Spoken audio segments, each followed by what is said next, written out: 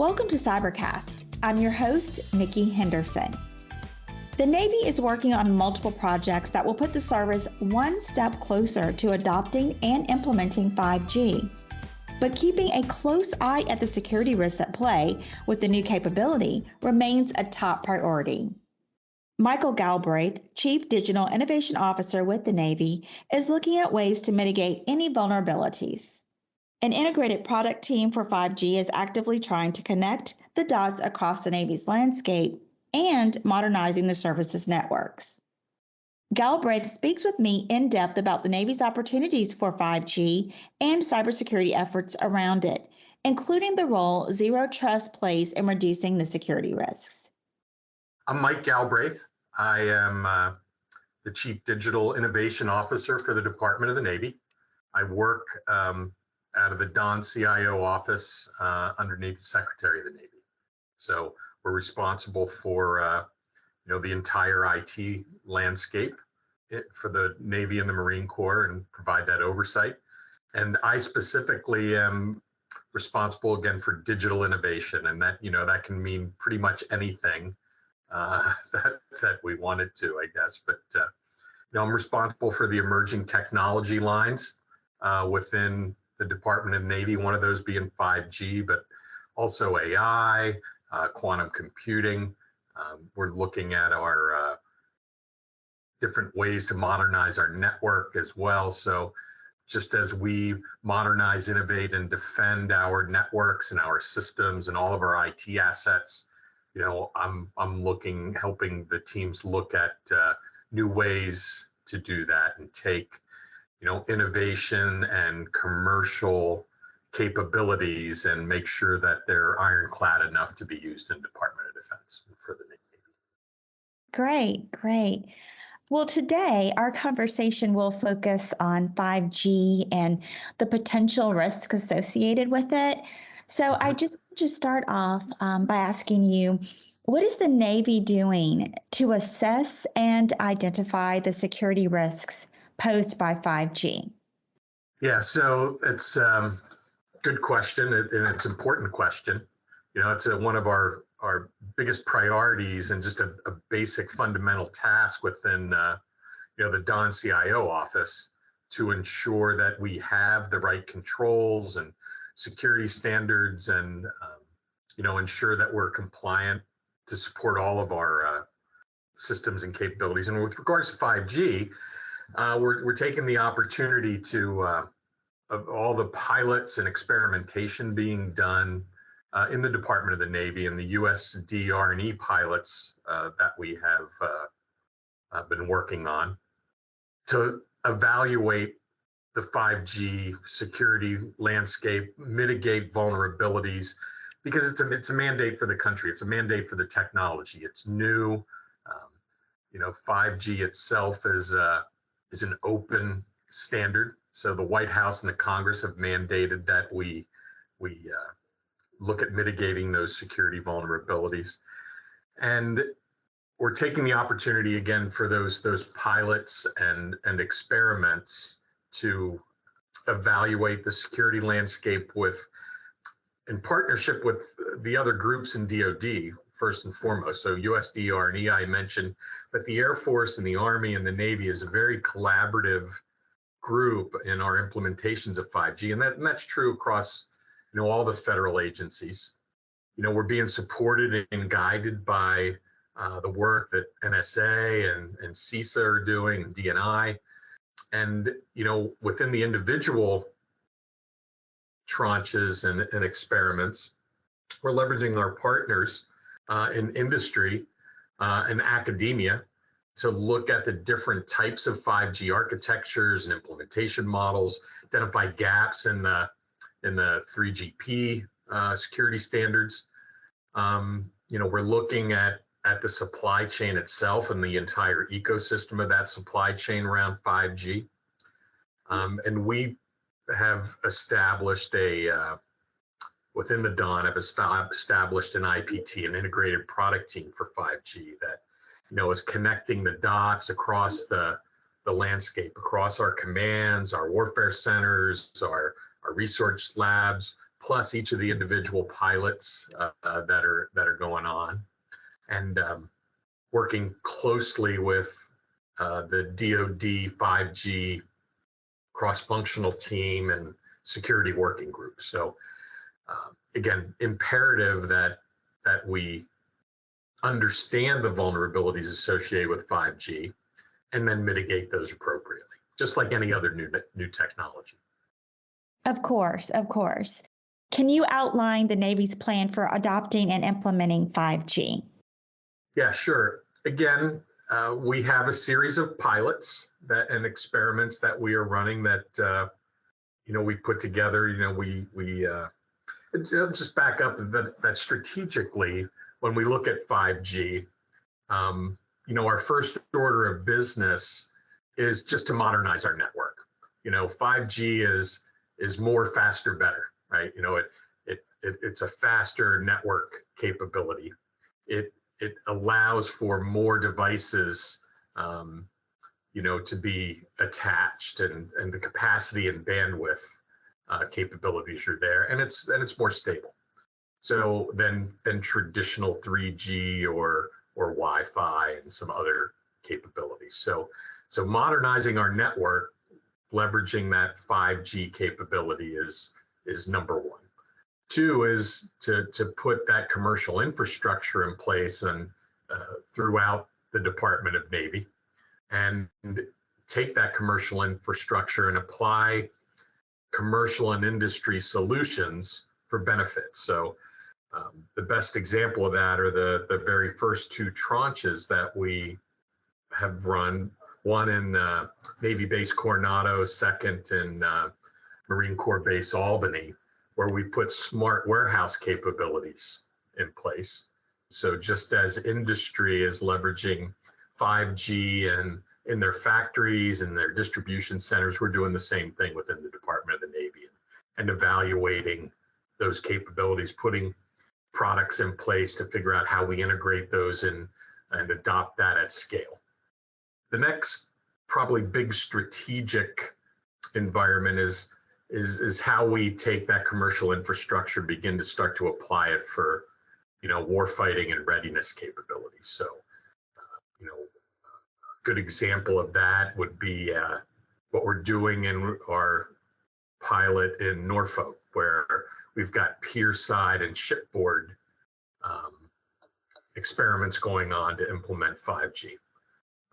And when you think about, a ship, lots of metal, and the complexity of implementing 5G strategically on a ship's hard. Same with pier side connectivity when a ship comes into a shipyard. Same is true then to integrate those 5G capabilities into our backend networks, whether they're legacy networks or new, integrating that in with our Internet of Things and those edge networks and tactical networks to create a mesh, and then starting to look at, again, how 5G begins to intersect with other technologies and capabilities to drive, more tactical warfighting applications, UAV and, unmanned autonomous vehicles, et cetera. So that's strategically what we're doing. And we're walking those pilots and experiments towards those higher end strategic goals. Do you have any concerns surrounding cybersecurity and its connection to 5G? So, we in the Department of the Navy, and me, myself, I have lots of concerns around cybersecurity, cyber terrorism. 5G is just, another network capability that we need to protect. And again, where we're at and, our implementation plans, we're going through that fundamental review and look at how we mitigate threats. So, there's some foundational capabilities foundational things that we need to do, tasks that we will need to ensure are in place, the right controls. The thing that's a little different about 5G is just the the core nature of the new radio architecture. So there is methods for us to, again, mitigate those risks and threats. 5G is a software-defined network capability, so there's a variety of, inherent potential risks and threats. I think anybody can go out to, some of the guidance that's provided by CISA and the NSA on what might be a problem. Again, one of the reasons that we are very taking a very, I don't want to say cautious, but a very methodical and deliberate look at security. And it's a big focus for us based on, the inheritance of potential open source, the abilities of network slicing that, 5G provides, and just, again, the new requirements and specifications that, are just challenges to security in general. Well, what role does Xero Trust play in mitigating the security risks associated with 5G? So, Xero Trust architecture is at the foundation of our strategy moving forward to defend, again, our networks and all of our IT assets, our users. So, our Xero Trust architecture, or my perspective of Xero Trust architecture, can break down to three basic components. The identity and identifying who the user is and securing that user. And within the Department of the Navy, we have an ICAM, an enterprise ICAM stack that we put in place for, managing identity, credentialing, and access management across the board. The second piece is to secure the device or the service that is, trying to get on our network or access a potential piece of data, system, document, whatever.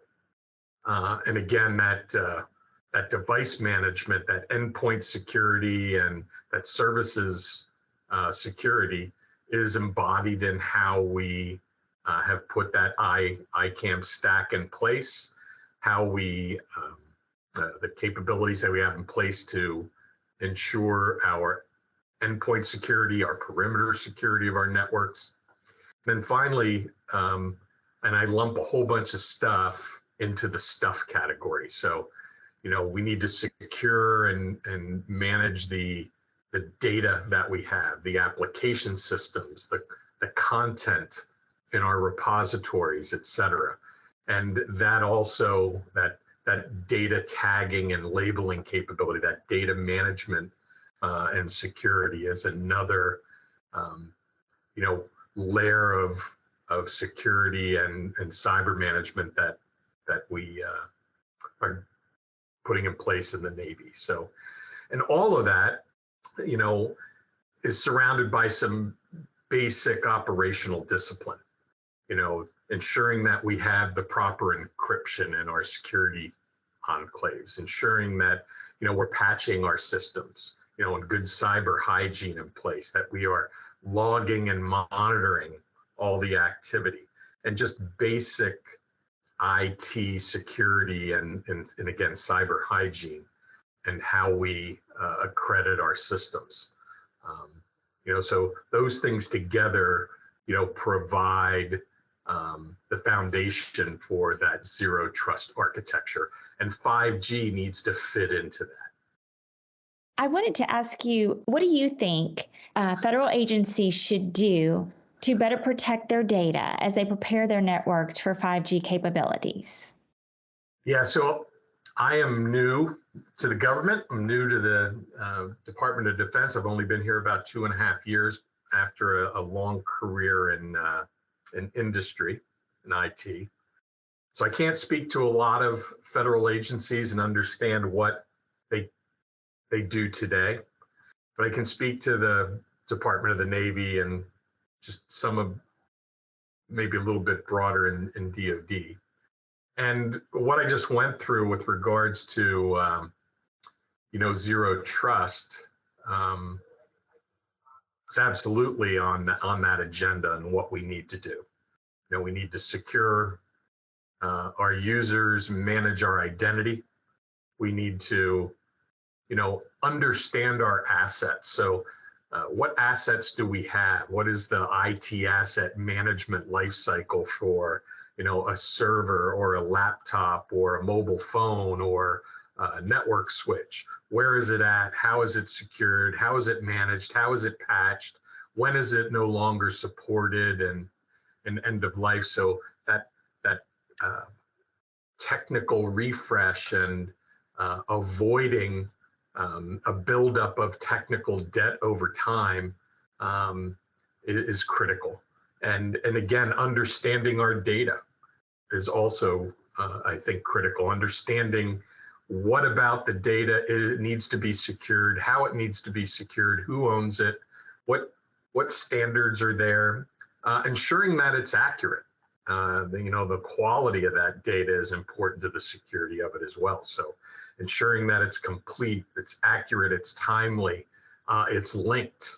It can be, ensuring the interoperability of that data is important to the security. And when I talk about data, not necessarily just the data in our, our systems and applications, but the data that runs the business of IT and that is in our enterprise information domain and that IT landscape. And, those would be some of the key things that I see that need to happen broadly across the board, and to modernize our systems and applications, consolidate those into less, so reduce that cyber landscape that we have, consolidate our old legacy networks, because that's where vulnerabilities will be. That's where costs are high. That's where, maybe we don't have as many people with the skill to support that old legacy hardware, that old legacy network. So maybe it's not getting the attention that it needs. So continuing to keep current, continuing to keep all of our vulnerabilities mitigated that we're aware of, and reduce that footprint and landscape. Critical to continuing to have good cyber capabilities in place. This was a great conversation. You explained things very well, broke them down where they were not confusing. It made perfect sense. So I really appreciate that. And I really also appreciate you taking out time to speak with me today. I know you're probably super busy. So thanks for taking time to speak with me about this very important and popular topic. 5G is really gaining momentum. And so everyone's talking about it. So I really do thank you for that. So, good thing, Nikki. And it was very nice meeting you. And I hope that you have a wonderful afternoon. You too. Take care. Cybercast, along with GovCast and HealthCast, is a production of GovCIO Media and Research. For more podcasts and to check out the other shows, head to govciomedia.com. Watch out for new episodes released every Tuesday and Wednesday across our shows. You can follow all of them in your favorite podcast platform, and if you like what you heard, make sure to let us know by leaving a review. And if you have any topics you think we should look into, contact us at newsletter@gcio.com.